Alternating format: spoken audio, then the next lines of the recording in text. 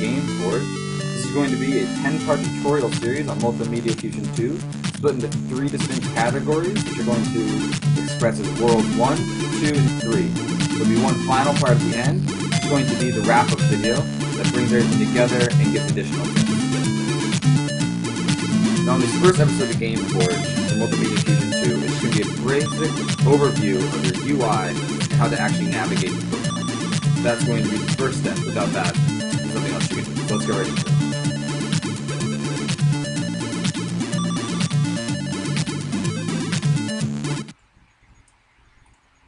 Right. So here's Multimedia Fusion 2. It's a powerful 2D platforming engine. It can also make anything from the Super Nintendo and SNES era. It has some more advanced tools, but we're going to ignore those for now. Now, there are 3 basic parts of Multimedia Fusion when it comes to the interface. The first is in the top left. This is your workspace toolbar. Now, the workspace toolbar is going to give you an overview of everything in the game that you have, all your different levels and all your different assets. Now, right now, you know, of course, it's blank. So we're going to have to make a new file. So on the top, you go to File, New, and there you go. So right now, we have one frame. Now, frames are basically each individual level. So if it has a screen of its own, it is itself a frame. Now, to create new frames inside this workspace toolbar, you simply right-click, and you say New Frame. And that's going to give you another level. To rename, right-click, press Rename, and you can name these things. For instance, I'm going to start off with level 1, and rename the first one Start.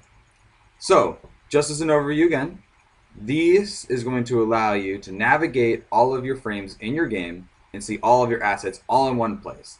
This doesn't actually have any functionality outside of navigation. So remember that this window here is going to be purely for navigation and figuring out where you are and moving around your game development project.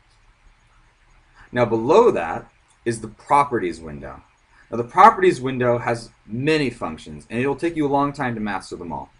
To start though, everything you click on has its own properties. And instead of having to right-click, Open Properties, this window is going to always be open. So if I click on a frame, this is the properties of the start screen. As you can see, it's got a resolution and so forth, but we'll dive deeper into what the actual properties of individual items are later. Just know that if I ask you to go to the properties of a level, or the application, or an object, or so forth, this is going to be where the properties are displayed. To open the properties, whatever you have actively clicked on last will be the properties window. Now finally over here is the frame editor. Now the first one is a little bit of a different window that you might not actually be using too much. This gives you a visual overview of all of your levels and is identical to the workspace toolbar at first. Now to get into a level, you can either double click on one of these thumbnails inside the blank area, but I find it much easier to just come over here and double click here. So as you can see, this is level 1, or this is the start screen right here, start. Double click here and you're in level 1. So before we get more into the frame editor, because I want to make sure you understand the redundancy of this program when it comes to navigation, right here above the frame editor is another way to jump between levels. And I find that it's useful to use all 3 of these. So you can jump between them here, jump between them in your workspace toolbar, or you can double click on your application up here and you can get right back into it here, in case this is the view that you like better. So please, use whichever, design that you like the best. But I personally like just using this nice little drop-down menu and sometimes using the workspace toolbar. Now inside the frame editor itself is going to be where your levels and where your games and where your characters are all displayed. So to give an example, don't look too far into what I'm actually doing, I'm going to place an object into the scene. So if you were to play this game right now, it would be a diamond and a white background, and that's it. So, to go on with the UI, because like I said, we'll get back into the frame editor later in another video. On the top here, you've got your standard, file, edit, and view. But there's a few things up here that I want to point out in this video because they're very helpful, and I feel like a lot of tutorials skip over this stuff. For one, let's say you're using Fusion and you close the properties window. To bring the properties window back up, you don't go to Window or Tools, you go to View, Toolbars, and just re-click that checkbox. Okay, so that's important. The same thing under File, it's pretty basic. You just have New, Close, Save Projects. Under Edit, you just have Redo and Undo. View is going to be how you open and close different windows, or if you want to open up, basically everything that's in here is also has another button up on this bar. So for the most part, you're not going to really go in here. Same thing with insert, new object, you don't really need that.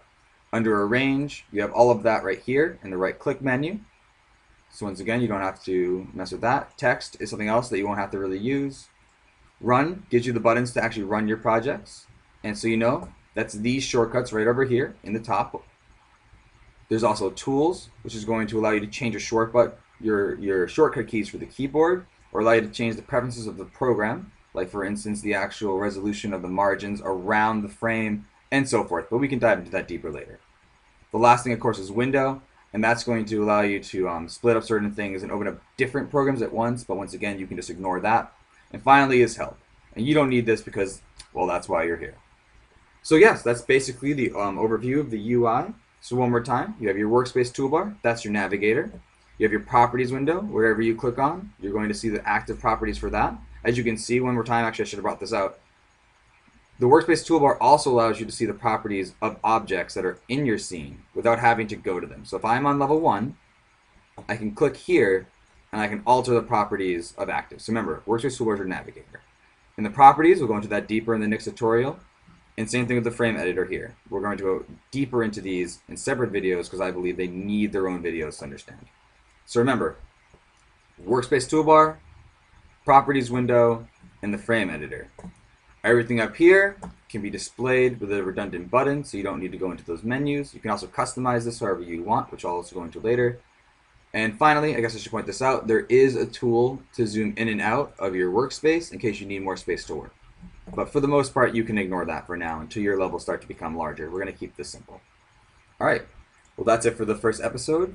Thank you for tuning in, and we'll see you next time.